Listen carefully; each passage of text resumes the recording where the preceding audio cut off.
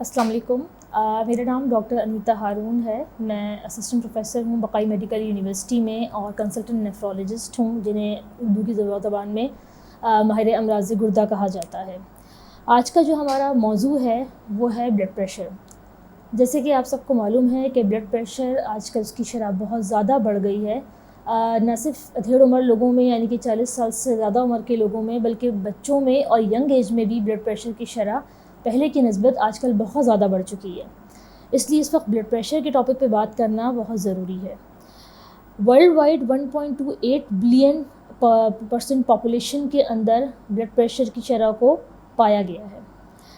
آج کل blood pressure جن لوگوں میں تشخیص کیا جاتا ہے ان میں بھی بلڈ پریشر کا کنٹرول 21% لوگوں میں نہیں مل رہا.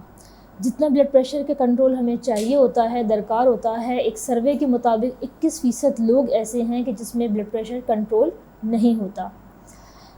42% لوگ ہمارے یہاں ابھی بھی ایسے ہیں سوسائٹی میں کہ جن کے اندر بلڈ پریشر انڈائگنوز رہ جاتا ہے، اور وہ پہلی مرتبہ تب تشخیص ہو پاتا ہے جب مریض کسی نہ کسی کمپلیکیشن یا پیچیدگی کی وجہ سے ہسپتال میں پہنچتا ہے اور اس کی ایسی علامات ظاہر ہوتی ہیں.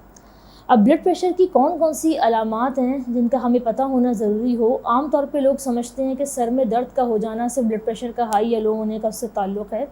ایسا بالکل نہیں ہے. بہت سارے لوگ جن کے اندر بلڈ پریشر کی کوئی علامت نہیں ہوتی، ان کو بھی اپنا بلڈ پریشر ریگولر بیسس پہ ضرور چیک کرانا چاہیے، سال میں 1 بار 2 بار. اور جن کا بلڈ پریشر کی 1 یا 2 ریڈنگز بھی ہائی آئیں ان کو چاہیے کہ پھر وہ اپنا ریگولر چیک اپ کرائیں تاکہ وقت پہ ان کی تشخیص ہو سکے. اور ویسے بہت ممکن ہے کہ آپ کو بلڈ پریشر ہو اور آپ کو اس کی کوئی علامت نہ ہو.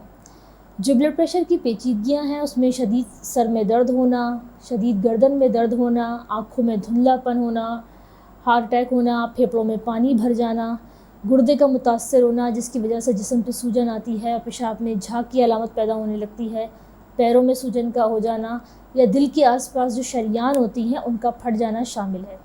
سب سے زیادہ کامن اس میں فالج ہے کہ جس میں دماغ کی رگ پھٹ جائے یا دماغ کی رگ سکڑ جاتی ہے. اس لیے بلڈ پریشر کی پیچیدگی پیدا ہونے سے پہلے بہتر ہے کہ اس کے صحیح ٹائم پہ اس کی تشخیص کی جائے، اس کو ڈائگنوز کیا جائے اور اس کا علاج کیا جائے. تشخیص کے بعد بلڈ پریشر کا کنٹرول میں ہونا بھی اتنا ہی ضروری ہے. ایک عام اندازے کے مطابق ہم کہتے ہیں کہ 120 اوپر کا بلڈ پریشر ہو اور نیچے کا بلڈ پریشر 80 ہو. اس میں دیکھیں کچھ چیزوں میں یہ ہے کہ جن لوگوں کا گردہ خراب ہوتا ہے، جن لوگوں کا دل کمزور ہوتا ہے، ان کے دل کا ایجیکشن فریکشن کم ہوتا ہے، وہاں ہمارے بلڈ پریشر کی ریڈنگز بھی چینج ہو جاتی ہیں. بلڈ پریشر کو کنٹرول کرنے کے لیے آج کل بہت ساری دوائیں موجود ہیں. کچھ دل کے امراض کے لوگوں کے لیے بہت اچھی ثابت ہوتی ہیں، کچھ گردے کی خرابی میں مدد کرتی ہیں، کچھ دوائیں کچھ کنڈیشنز میں ہم نہیں دیتے ہیں. لیکن اوور آل ایملوڈپین ایک ایسا سالٹ ہے کہ جو کافی سارے پیشنٹس کے اندر ہم سیفلی یوز کر سکتے ہیں. خاص کر کے میری وابستگی گردے کے مریضوں کے ساتھ زیادہ رہی ہے، تو گردے کے جتنے پیشنٹ اگر جن کا گردہ خراب ہو، جن کی کڈنی افیکٹڈ ہو، اس میں ایملوڈپین سب سے سیفسٹ سالٹ کنسیڈر کیا جاتا ہے. اور اس میں ہم ایسے مریضوں کو بالکل سیفلی دے سکتے ہیں کہ جن کا گردہ اثر انداز ہو چکا ہو کسی بھی وجہ سے. ایملوڈپین دنیا میں تیسرے نمبر پہ پرسکرائب کی جانے والی میڈیکیشن ہے، اور ایز اے اینٹی ہائپرٹینسو امریکہ کے اندر 2021 کے سروے کے مطابق دوسرے نمبر پر پرسکرائب کی جانے والی اینٹی ہائپرٹینسو میڈیکیشن ہے. ایملوڈپین کے کوئی ایسے سائیڈ افیکٹس زیادہ نہیں ہیں، صرف پیروں میں ہلکی سوجن آ جاتی ہے جو کچھ پیشنٹس میں آ سکتی ہے، وہ بھی ہر کسی کو نہیں آتی ہے. اس کے علاوہ کوئی ایسے میجر سائیڈ افیکٹس نہیں ہیں.